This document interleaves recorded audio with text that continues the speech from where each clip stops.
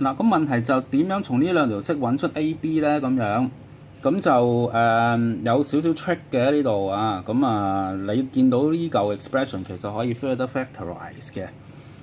其實我哋解方程好多時候都 factorize 㗎啦。咁呢個可以係抽出個 A 出嚟啦，呢個係 B 加1。咁抽出個 negative side 呢度亦係 B 加1嘅。咁所以第一條式咧係可以變咗係 B 加1 times A minus 1 equals 0。好啦，咁跟住咧你就得到一個結論咯喎。呢兩嚿嘢乘埋係0啊，咁所以我哋會得到咧係 B 等於-1，又或者咧 A 等於1嘅。咁而第二條式咧都係有咗咁嘅關係啦。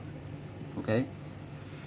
好，咁即係話咧，我哋有兩個情況喎，即係呢個情況或者呢個情況，咁我哋分開處理，小心啲啦。咁當 B 係-1嘅時候，下面條式亦都要被 satisfy 㗎。咁所以咧個 A 咧可以計到出嚟嘅。咁代個-1入去啦，咁即係話咧 A 係1/2咯。咁or啦，第二個情況啦，or就係 A 係1，咁就 A 係1嘅時候咧 ，B 計到咧就係-2嘅。